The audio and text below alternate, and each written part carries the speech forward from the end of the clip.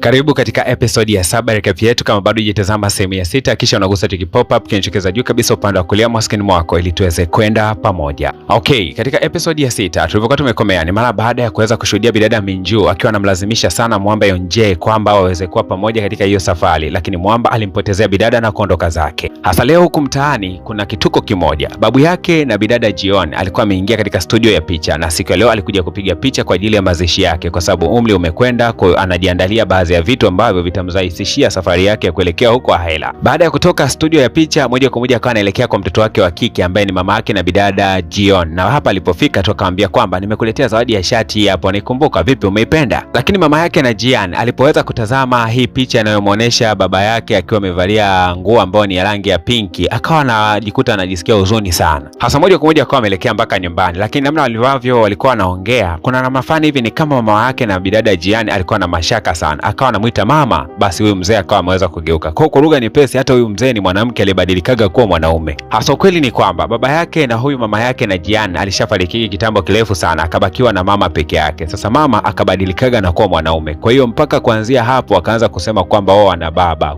Ila kiufupi ni kwamba baba hayupo, ila yuko mama. Hasa mama yake na bidada Jian akasema kwamba vipi mama, ungetamani kwamba wakati wa kifo chako angalau uweze kubadilika kuwa mwanamke? Mzee huyu akasema hakika kabisa, natamani ningerudi kuwa mwanamke ndio niweze kufariki. Na wao wakizani kwamba haya mazungumzo wanayoyafanya ni asili, kumbe Jion alikuwa yupo katika maeneo haya na alikuwa akiweza kutazama. Alijuaga kwamba yeye ana babu, kumbe ana bibi aliyebadilikaga kuwa mwanaume. Na mbaya zaidi ni kwamba Jion alipoweza kushuhudia tukio hili akakata tamaa kabisa, kwa sababu babu yake alibadilikaga kutokea mwanamke kuja mwanaume kwa kipindi cha miaka 30 mpaka dakika hii. Akaona na yeye kuja kubadilika kuwa mwanamke basi asahau kabisa katika maisha yake, isipokuwa akubali tu kuishi kama mwanaume. Bidada aliondoka pale kwa masikitiko makubwa, alikuwa akilia njia nzima mpaka miguu ilikosa nguvu, akiwa anaamini kwamba hataweza kubadilika tena kuwa mwanamke, kwa sababu kama bibi yake ameweza kubadilika kuwa mwanaume na hajawahi kurudi kuwa mwanamke, basi yeye asahau kabisa. Hasa jamaa ameishiwa nguvu kabisa. Sasa akiwa ameketi kando kidogo hivi ya jengo, basi bidada Minju alikuwa anarejea, na kwa sababu anaishi katika jengo moja akamsaidia jamaa kumleta ndani. Lakini alipokuwa anamlaza, jamaa akawa anasema sitaki kuishi kama hivi, na tena alikuwa amemshikilia bidada Minju mkono wake. Basi bidada Minju anajikuta mpaka anapata usingizi, Mwamba amemshikilia tu, ikabidi naye kujilaza hapo hapo kando. Sasa kesho yake alfajiri bana, Mwamba Yonje anakuja hapa nyumbani. Sasa anakuta bidada Minju ameweza kulala na jamaa. Sasa bidada Minju anafungua tu macho yake, anajigundua kwamba alikuwa amelala hapa na jamaa. Moja kwa moja akaanza kumlamba jamaa kibao kwa kusema kwamba wewe, kwa nini umelala na mimi hapa? Basi naye jamaa akawa anamlamba kibao, anamwambia kwamba mimi nimelala na wewe ndio umelala na mimi. Basi kakaibuka kwa ugomvi fulani hivi, na lengo la bidada ni kuhakikisha kwamba hawezi kumchafua jamaa moyo wake, amini kwamba hapa huenda wana mahusiano, kwa sababu naye anampenda huyu jamaa, kwa hiyo hataki sifa yake ionekane mbaya. Hasa huku upande wa pili bidada Yonje leo amemuita Mwamba Meniang na akaanza kuzungumza naye, wanapiga story, lakini Mwamba akawa anamsoma tu bidada, sije kaa kale kakisi ambako nimempiga juzi kameanza kumvutia. Sasa Mwamba ikabidi kumchukua bidada na kuanza kumfanyisha mazoezi. Kiuhalisia bidada hapendi mazoezi kuliko kitu chochote duniani. Baada ya kukimbia kidogo tu akawa amechoka. Mwamba akawa anamwambia mazoezi ni muhimu, anafanya mazoezi basi. Basi kadri bidada anavyozidi kuhamasishwa kidogo ikawa inampa furaha hivi, akajikuta naye ameanza kukimbia, anafanya mazoezi. Kinamna fulani hivi ikawa imemtia nguvu sana kuweza kufanya mazoezi na huyu jamaa ambaye anafahamika kama Meniang. Sasa bana, dada yake na bidada Jion anayefahamika kama Jia alikuwa siku ya leo anafanyia katika jengo fulani hivi la kuweza kuwakutanisha watu ambao wanapendana. Sasa alikutana na bidada Junja, na Junja alikuwa anakuja kutafuta mwanaume siku ya leo hapa. Sasa bidada Junja akaanza kufunguka aina ipi ya mwanaume ambaye anamtaka. Anataka wanaume ambao wana ukwasi wa kutosha, ni pesa iliyonyoka vizuri, na akamwambia bidada kama mwanaume atajitokeza wa design hiyo na anatafuta mchumba basi asisite kumshtua. Lakini dada yake huyu bidada Jion akawa anacheka sana akisema kwamba ndakuhangaikia jambo hilo. Bidada Junja akasema kwamba kuna mwanaume mmoja maskini tu nimetokea kumpenda, lakini naona kwamba hana mwelekeo kabisa. Vipi lakini wewe una mpenzi kwani? Lakini bidada akasema hapana, mimi bado niko single bana. Mwanaume wangu wa kwanza kukutana naye katika maisha alikopogi ni yule ambaye nilikutana naye baada ya kumaliza elimu ya msingi tu. Baada ya hapo sije kukutana na mwanaume mwingine yoyote yule katika maisha yangu. Basi bidada Jinja akamwambia kwamba basi mimi kama utakuja kukutana na mwanaume mwingine na kama utapanga kuweza kuoana naye basi mimi ndagharamia gharama zote.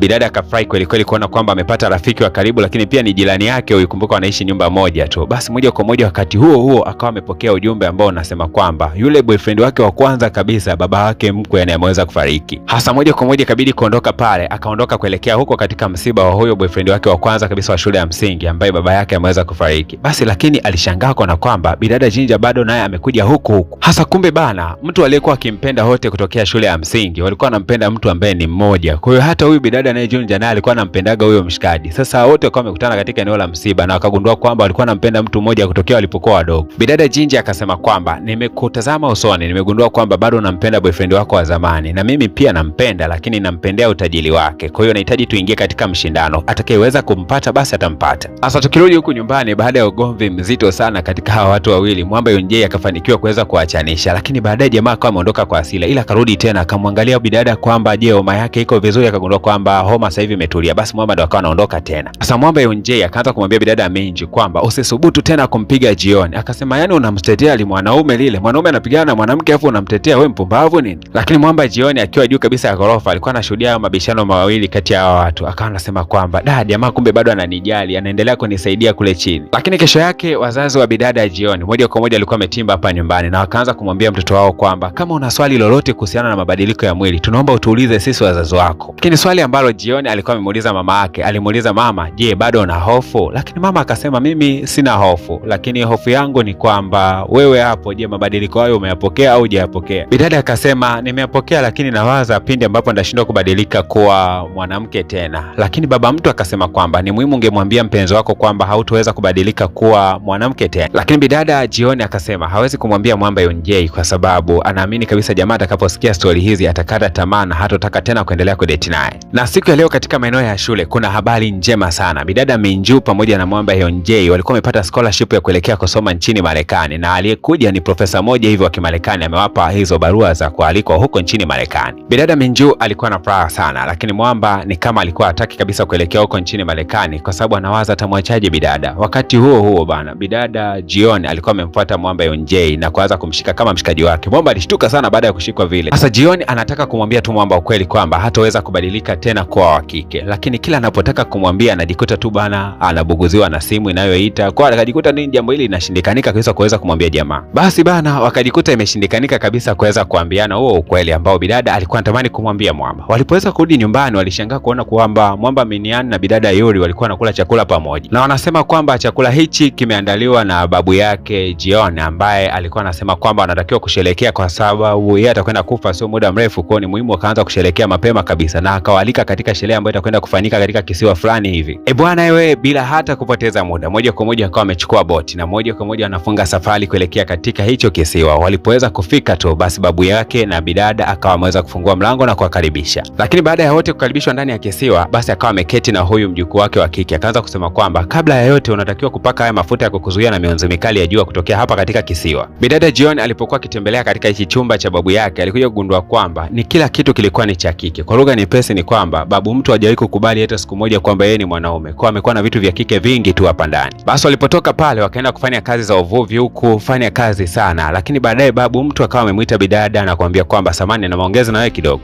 una swali lolote ungetamani kuniuliza? Basi bidada Jioni akasema kwamba nataka nijue mume wako alikuwaje kwaje, alikuwa ni mtu wa namna gani. Kwa lugha nyepesi anataka kujua hatima yake kati yake yeye na Mwamba Yunjei, kwa sababu kama huyu bibi yake ameweza kubadilika kuwa mwanaume kwa kitambo kirefu, je, alishije na familia yake? Bibi akaanza kusema kwamba nilikuwa na mume mkalimu, mpole, mstaarabu. Alipofahamu kwamba siku moja nimebadilika na kuwa mwanaume, basi kitu cha kwanza alitaka kujua kwanza kwa nini nimeweza kubadilika, na nilipoweza kumwambia juu ya historia yangu, yeye alijifunza namna ya kuweza kuishi na mimi katika hali nilionayo. Lakini kitu pekee ambacho mimi nilikifanya kwa mpenzi wangu, nilimwambia ukweli na nilimwambia juu ya historia ya familia yetu, na nilimwambia kabisa kwamba kuna uwezekano mkubwa nisiweze kubadilika tena kuwa mwanamke. Kwa hiyo na wewe mjukuu wangu, ninakusihi kama una mpenzi basi unatakiwa kumshirikisha kila kitu ulicho nacho. Tofauti ya kwangu mimi na wewe ni kwamba mimi hapa nilibadilika baada ya kujifungua mtoto wangu wa kike ambaye ndo mama yako, lakini wewe mwanangu umebadilika ikiwa hata mtoto mmoja hauna. Sasa nawaza sijui itakuwaje katika mahusiano yako, lakini una nafasi ya kumwambia Mwamba ukweli wote. Lakini Mwamba Yunjei wakati anatembea katika mitaa hii, ghafla tu akakutana na babu yake bidada Jion. Basi babu yake akasema kwamba je, umekuja kunitafuta mimi? Basi jamaa akatoa kwanza heshima kwanza, shikamoo baba mkuu, naahidi kumpenda sana mjukuu wako, naahidi kumpenda katika siku zote za maisha yangu, na kuambia kabisa mzee nitakwenda kumpenda sana mwanao. Sasa mzee alipokuwa akimtazama huyu akajua kisa huyu ni kijana mwema. Lakini wakati huo Mwamba alikuwa ametimba hapo bidada Jion, na alipofika tu akaanza kusema kwamba huyu unayemuita babu sio babu, huyu ni bibi yangu.